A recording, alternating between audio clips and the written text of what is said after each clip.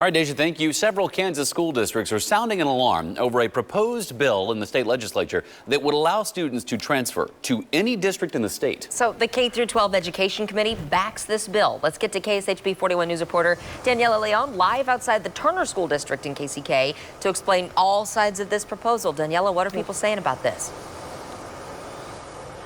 Good morning, Lindsay and Taylor. Yes, school districts like Turner believe open enrollment should be controlled by them and went on to say your tax dollars, school funding, resources, and even staffing would be impacted if this bill becomes a law. Now, here's a closer look at the bill. Take a look at your screen. House Bill 2553 would allow students on or after July 1st, 2022 to transfer and attend at any time during the school year any school district in the state.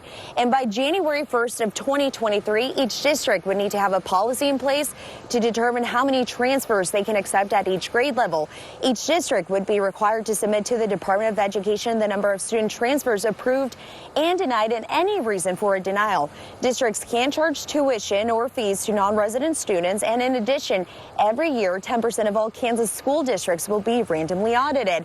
I spoke with the chair of the House committee sponsoring this bill, Representative Christy Williams.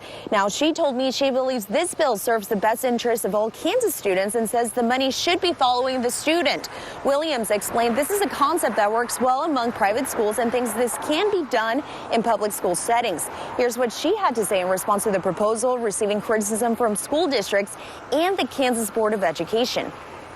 Understand the pushback on that. I think that just because I can't afford a home in a certain district doesn't mean that I shouldn't have the advantages that that district provides their students. And there are differences.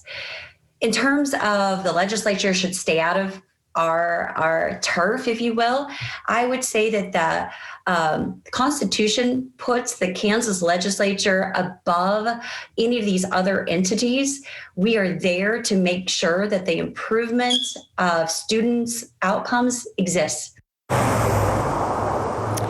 Now, we reached out to several school districts within the state of Kansas, two of the biggest, Blue Valley and Olathe, putting out a joint statement expressing their concerns, saying, while we can certainly empathize with parents in lower performing districts, both Blue Valley and Olathe are among the highest performing districts in Kansas and indeed competing nationally, and as such would find our districts overwhelmed with requests from non-residents.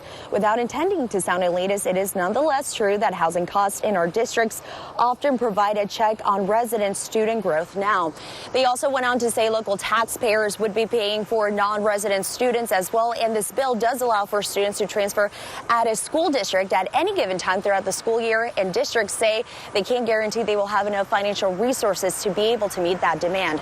Taylor and Lindsay. So, Daniela, where does this bill stand right now? Where are we in the legal process of this? So the bill was introduced last month and was heard last week as well by the committee. Now, the committee will look at this bill and other bills within the next several weeks and decide which bills they want to move forward and which other bills can be combined. So obviously not any decision forthcoming soon, but something for Kansas parents to watch very closely. Daniela, thank you.